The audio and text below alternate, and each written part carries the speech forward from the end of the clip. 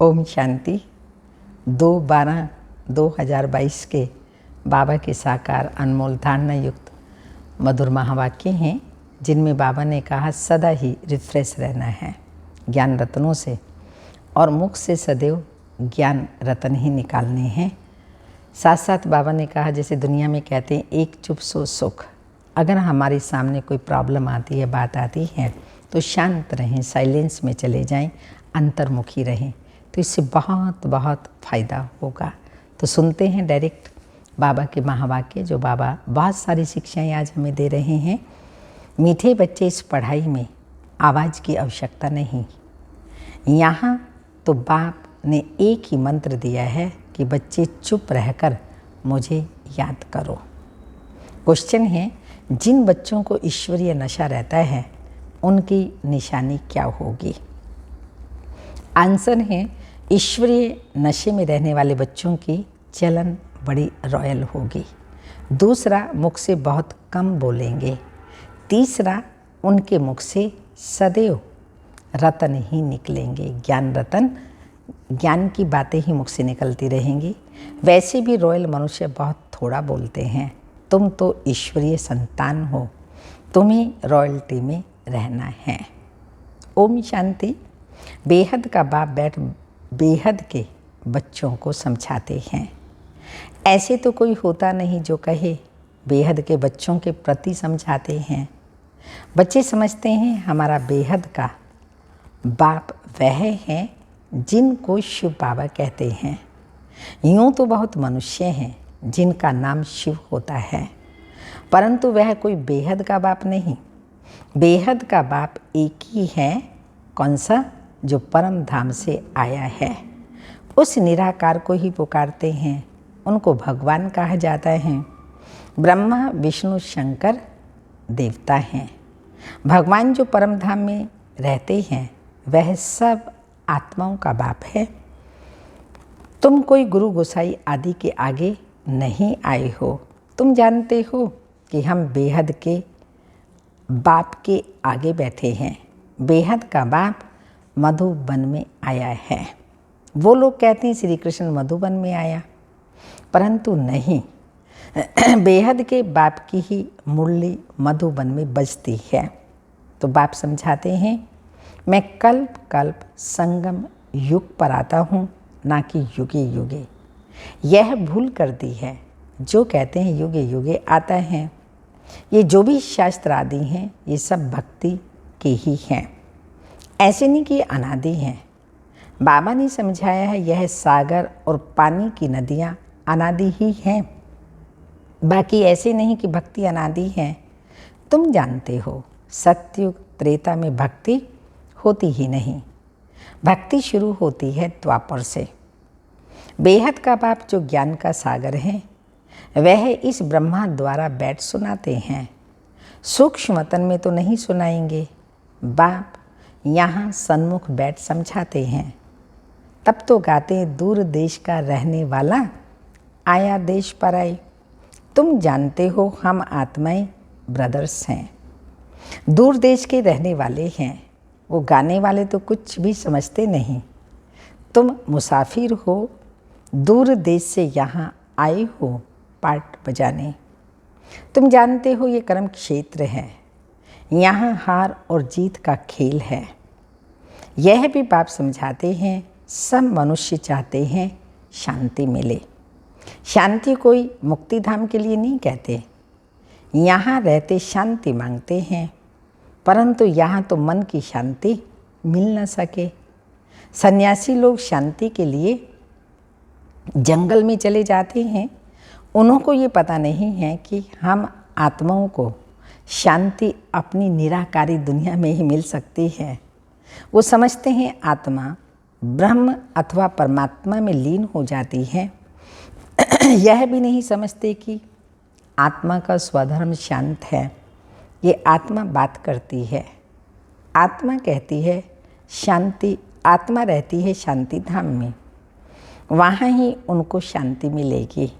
इस समय सबको शांति चाहिए। सुख को तो कोई सन्यासी मानते ही नहीं, निंदा करते हैं, क्योंकि शास्त्रों में दिखाया है कि सत्युग त्रेता में भी कंस जरासंधि थे, लक्ष्मी नारायण को भूल गए, तमो प्रधान बुद्धि बन गए। तो बाप कहते हैं मैं हूँ निराकार। वो लोग कहते हैं परमात्मा नाम रूप से न्यारा है।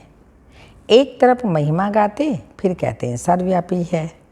जब नाम रूप से न्यारा है फिर सर्वव्यापी कैसे होगा? आत्मा का भी रूप जरूर है, कोई कह न सके आत्मा नाम रूप से न्यारी है। कहते हैं भ्रकुटी के बीच चमकता है अजब सितारा, तो आत्मा ही एक शरीर छोड़ दूसरा लेती है।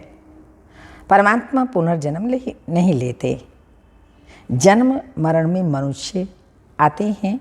यह है तुम्हारी पढ़ाई। पढ़ाई में कोई गाजा बाजा नहीं बजाते। तुम्हारी पढ़ाई होती है किस टाइम? सवेरे। उस समय मनुष्य सोए रहते हैं। वास्तव में तुमको रिकॉर्ड बजाने की भी दरकार नहीं है। हम तो आवाज़ से परे जाते हैं।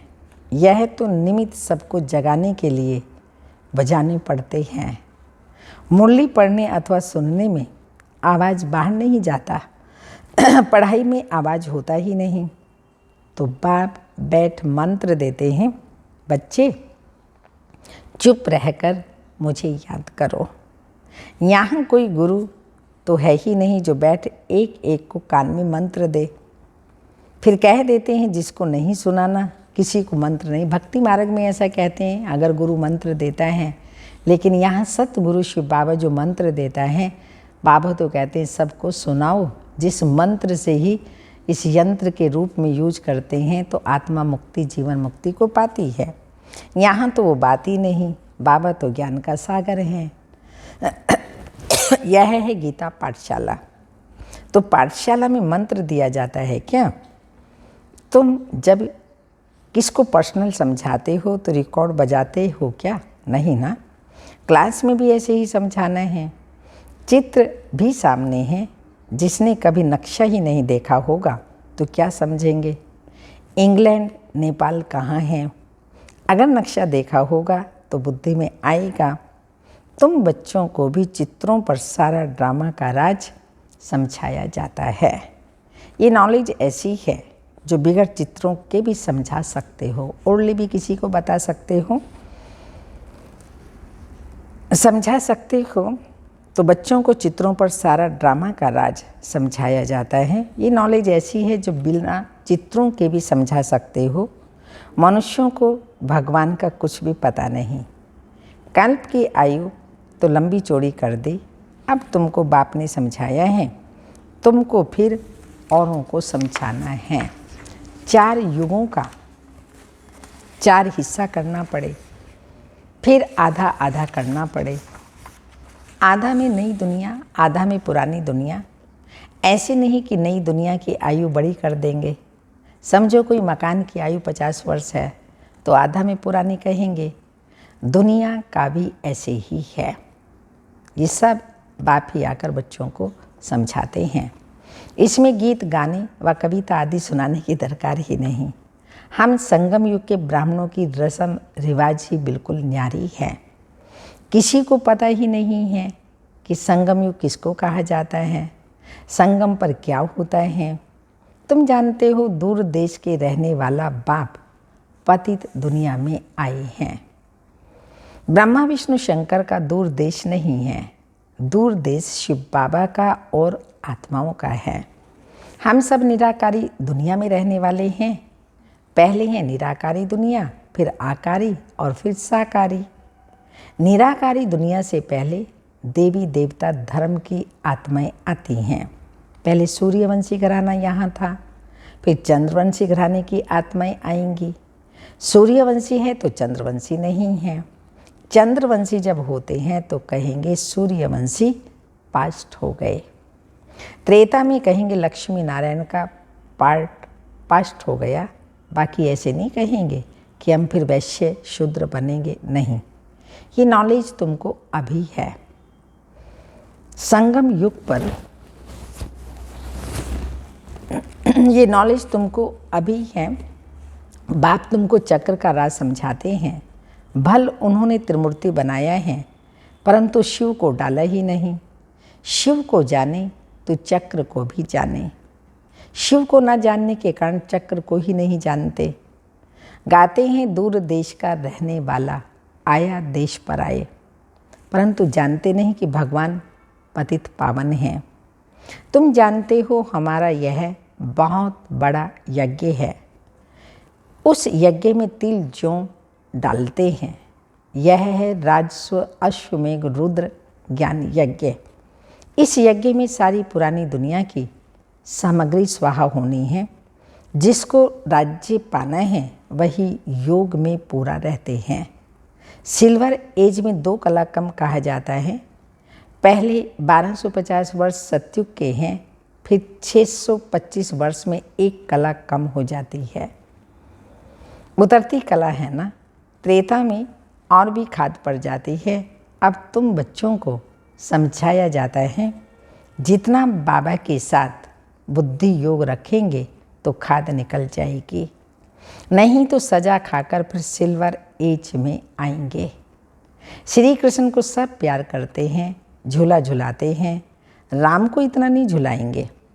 आजकल तो रेस की है, परंतु ये कोई नहीं जानते कि लक्ष्मी नारायण ही छोटेपन में राधे कृष्ण हैं। राधे कृष्ण पर बहुत दोष लगाए हैं, लक्ष्मी नारायण पर दोष नहीं है।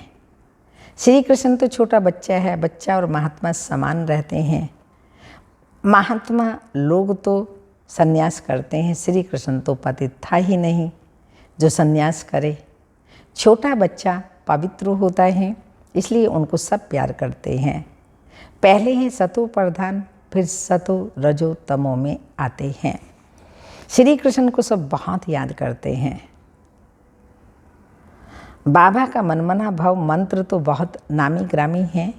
देही अभिमानी बनो, देह की सब धर्म छोड़ो। ये ज्ञान तुम कोई को भी दे सकते हो, कोई भी धर्म वाले को दे सकते हो। बेहद का बाप कहते हैं अल्लाह को याद करो। आत्मा अल्लाह का बच्चा है।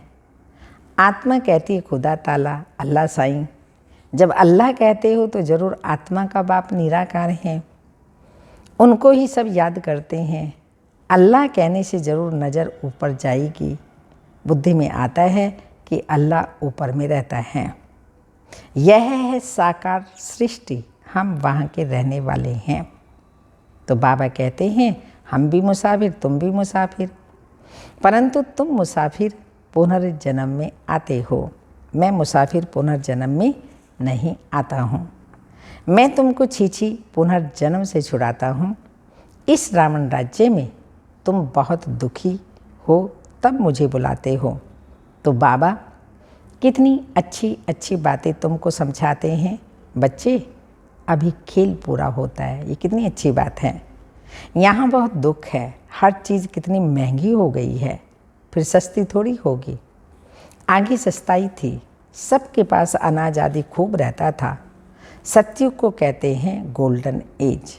वहाँ सोने के सिक्के थे, वहाँ सोना ही सोना होगा, चांदी भी नहीं। वहाँ बाजार भी भभके की होगी, हीरे जवाहरात क्या क्या पहनते होंगे। वहाँ हीरे जवाहरातों का ही खेल चलता है, खेती बाड़ी ढेर होगी। यहाँ अमेरिका में अनाज इतना होता है जो जला देते हैं। अभी तो जो बचत होती है बेच देते हैं, भारत को दान करते हैं। भारत की गति देखो क्या हो गई है। तो बाप कहते हैं मैंने तुमको कितना राज्य भाग्य दिया था।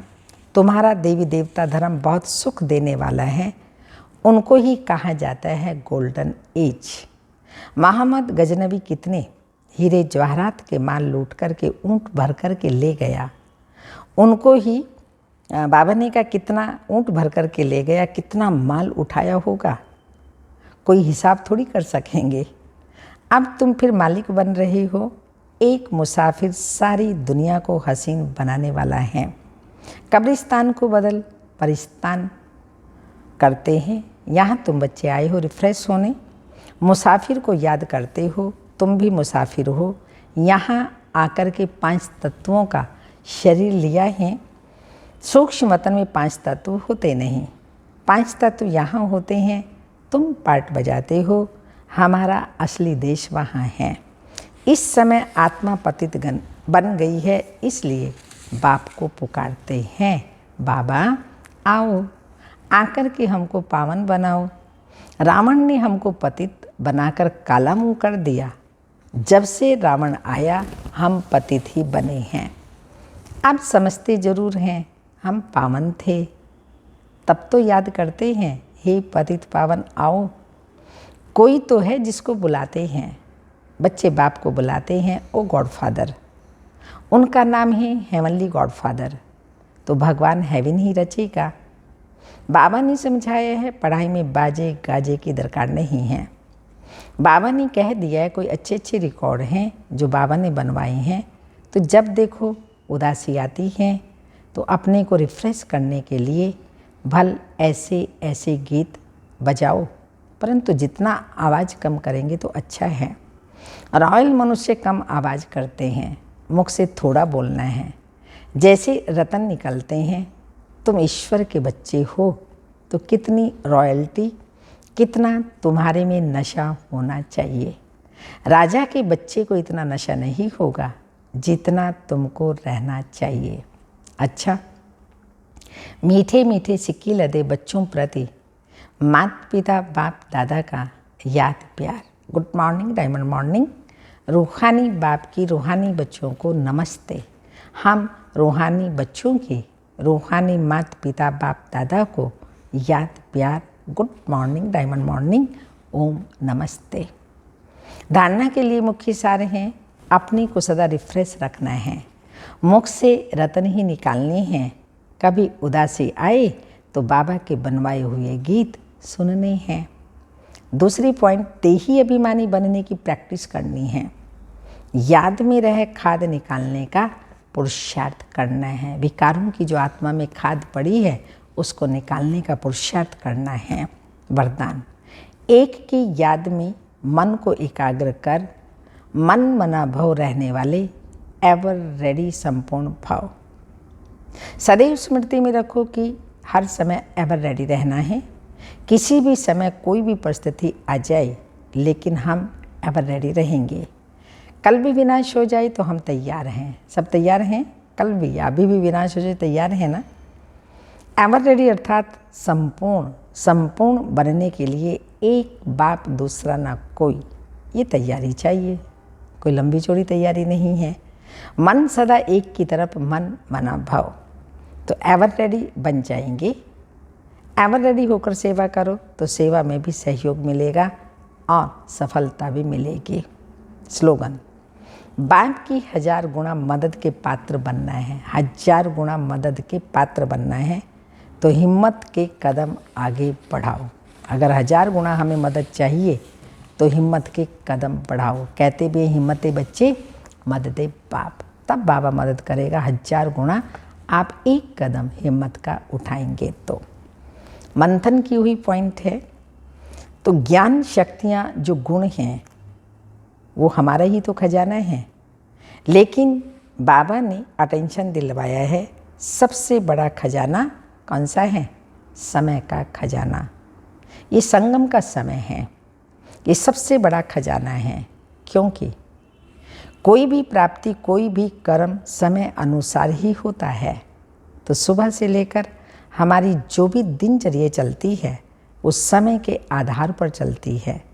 तो अगर समय के खजाने को सही रीति से विधि पूर्वक कार्य में नहीं लगाते तो हमारा सारे कल्प का भविष्य निश्चित, कार्य में लगाते हैं तो हमारा सारे कल्प का भविष्य निश्चित हो जाता है।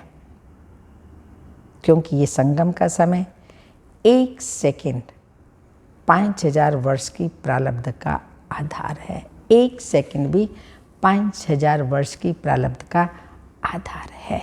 ओम शांति।